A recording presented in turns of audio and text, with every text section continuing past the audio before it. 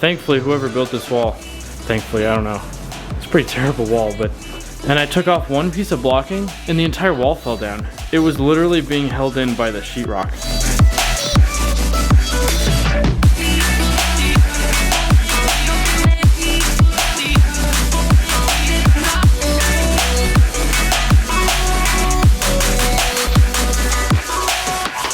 Hey everyone, it's another day. Talking about this floor in the shower upstairs. Floor system right where the shower is gonna go is done.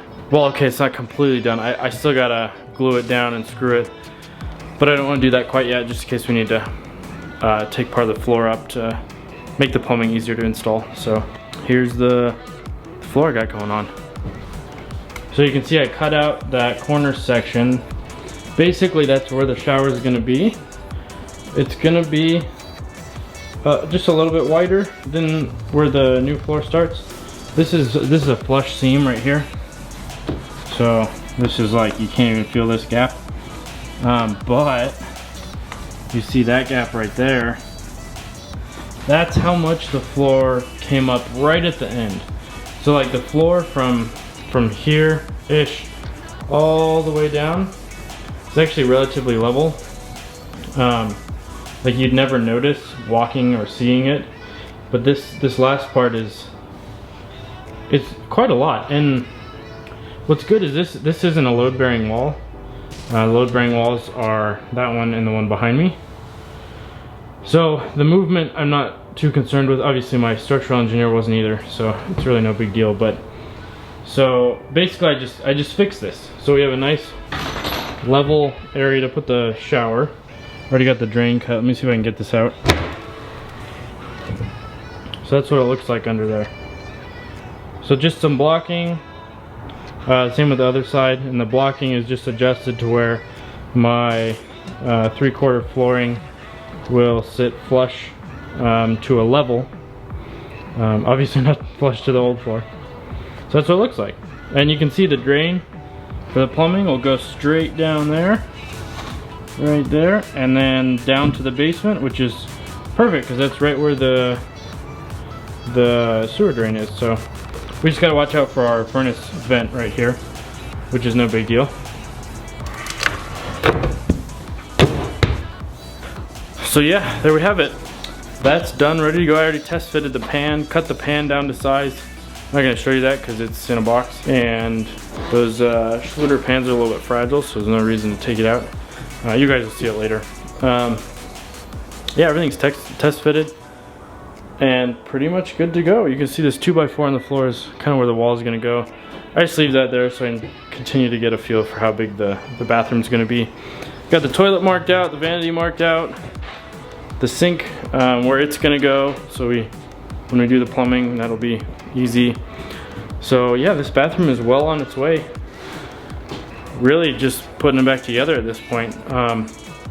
The electrical still needs to be done. This needs a dedicated circuit that is a ground fault, and so that's yet to be done. But I did find some really cool Easter eggs, I guess you call it, with the breaker panel, and so I should easily be able to put a new circuit in when I didn't think I was before. The panel's really small and all the circuits are already used. One of the circuits has one light on it, and a whole nother circuit has just one exterior light. So I'm thinking I'm just going to combine those because the lights are literally right next to each other, and so combine those, have a new circuit, put a new circuit in, run a ground fault all the way up there, which is really easy because see the panels back here. All I got to do is go up through the joist rafters, joists really, but and then straight through into the bathroom. I mean, it's really couldn't be easier. Or I could go in the basement because that is actually pretty easy too. You can see here there's a floor. There's a floor? Yeah, there's a floor. There's a hole in the floor I cut so that I can get to some of the wiring that goes to the basement.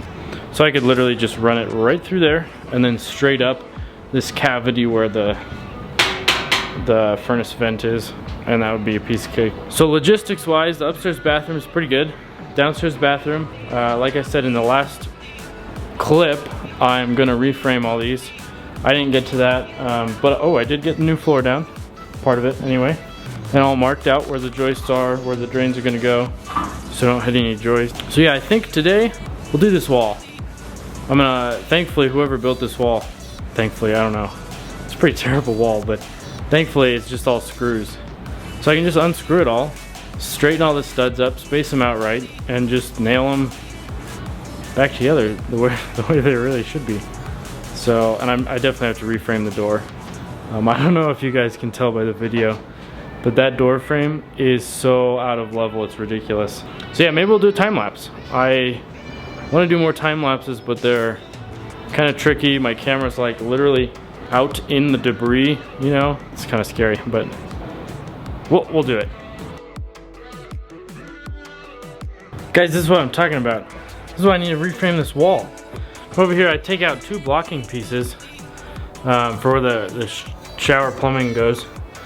And then this is the 2x4, so it's blocked to this one. Do you see that? It's not even, it's literally not even attached to the bottom plate of the wall. I don't think that one is over there either. And then when I was over here the other day, there used to actually be a wall here dividing the cavity from a little linen closet. And I took off one piece of blocking and the entire wall fell down. It was literally being held in by the sheetrock. This is, oh, sorry. This is crazy. I guess this is what you get with an old house. But come on, like, I'm not a contractor and I'm not, I don't frame houses for a living.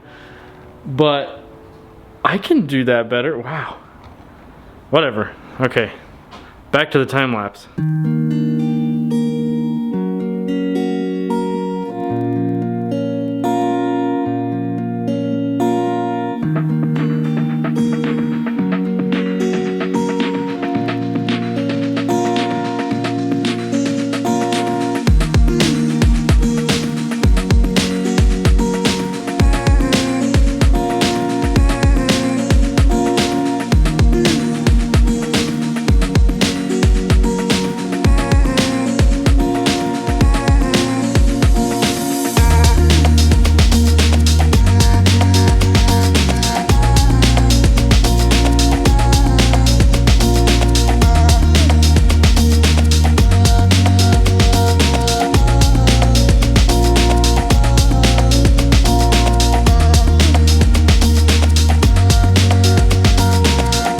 Hey guys, it's been a long day. Sorry, I set the time lapse up for an hour and a half and apparently it was working for like 3.5 hours. So the time lapse didn't get a lot of what I was doing, but a lot of what I was doing was measuring and just boring stuff anyway. It really wasn't that exciting. But you can see behind me, I reframed this wall. I just used the original studs again because they're the right height, but tweaked them all multiple inches to get them not only plumb but also spaced 16 inches on center.